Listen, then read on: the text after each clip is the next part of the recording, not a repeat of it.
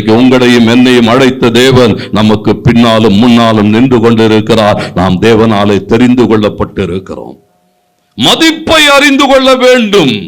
நான் யாரால் தெரிந்து கொள்ளப்பட்டிருக்கிறேன்? இன்றைக்கு எனக்கு பின்னாலே இருக்கிறதான அந்த அதிகாரம், ரோட்ல ஒரு யூனிஃபார்ம் போட்டுக்கிட்டு ஒரு போக்குவரத்து காவலாளர் அவர் என்ன செய்கிறார் சொன்னா, வருகிற அந்த வாகனங்களை எல்லாம் அப்படி தன் கையை வீசி நிறுத்துகிறார் என்று சொன்னார். அவருடைய கை அல்ல, அவருக்கு பின்னாலே இருக்கிற ஒரு பெரிய தேசம், தேசத்தின் ஆளுகை, தேசத்தினுடைய அதிகாரம். இன்றைக்கு அதை உணர்ந்து கொள்ள வேண்டும். நான் யார்? என்னை அழைத்தவர் யார்? என்னை நடத்துகிறவர் யார்? என்னோடு கூட இருக்கிறவர் யார் என்பதை அறிந்து கொள்ளுகிற போது எவைகளையும் உடைத்து கொண்டு நம்மாலே முன்னே போக முடியும்.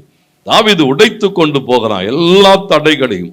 யுத்தங்களை சந்திக்கிறான், யுத்தங்களை உடைத்து போட்டு போகிறான், எதிரிகளை சந்திக்கிறான். எல்லாவற்றிலும் அந்த அபிஷேகம் என்ன செய்யப்படுகிறது சொன்னா, அவனை உயர்த்துகிறது. அந்த வார்த்தை சொல்லுகிறது, தாவீது இஸ்ரவேலின் மேல என்னவாக்கப்பட்டானா, அவன் ராஜாவாக உயர்த்தப்பட்ட போது, அவனுடைய வாழ்க்கை ஒரு பெரிய உயர்வுக்குள்ளாக வருகிற போது சத்ரு என்ன யோசிக்கிறான் சொன்னா, எப்படி ஆகிலும் இந்த சூழல்களிலிருந்து இவனை தள்ளிவிட வேண்டும்.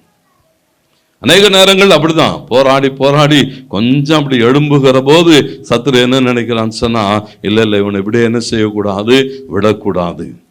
இந்த ஆசீர்வாதத்திலிருந்து, இந்த மேன்மையிலிருந்து, இந்த அதிகாரத்திலிருந்து, இவன் வைத்திருக்கிறவைகளிலிருந்து இவனை கீழே தள்ளி ஆக வேண்டும். வார்த்தை சொல்லுகிறது, அவன் பெரிஸ்தர்கள் அதை என்ன செய்தார்களா, கேள்விப்படுகிறார்கள். தாவீது இப்படி இஸ்ரவேலின் மேலே ராஜாவாக்கப்பட்டு இருக்கிறான் என்பதை கேள்விப்பட்ட மாத்திரத்திலே அவர்கள் அவனோடு கூட என்ன செய்ய வருகிறார்களா, யுத்தம் கலக்க வருகிறார்கள்.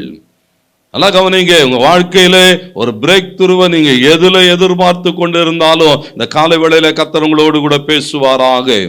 ஒரு தேவனுடைய அழைப்பையும் உன்னோடு கூட இருக்கிற ஒரு தெய்வீக அபிஷேகத்தையும் நீ சரியாய் உணர்ந்து கொள்ள முடியுமானால், எந்த சூழலாய் இருக்கட்டும், அது பொருளாதாரத்தில் இருக்கட்டும், அல்லது சரீர பிரகாரமான ஆரோக்கியத்தில் இருக்கட்டும், அல்லது ஆவிக்குரிய நிலைமையிலே, அல்லது சத்துருக்களை எதுவாக இருக்கட்டும், கர்த்தர் நம்மோடு கூட இருப்பாரானா, தேவனுடைய சத்தியத்துக்குள்ளாக சரியாய் நாம் கடந்து போகிற போது பாருங்க, இங்கே சொல்லப்பட்டிருக்கிறது, அவர்கள் கேள்விப்பட்ட மாத்திரத்திலே தாவீது என்ன சொன்னான்னு போட்டிருக்கு தெரியுமா, தாவீது எதிர்த்து அவர்களோடு கூட பாருங்க அவன் என்ன செய்கிறான் சொன்னா, அவர்கள் இருக்கிற இடத்துக்கு தேடி வருவேன் என்கிறதான ஒரு தீர்மானத்தை எடுக்கிறான்.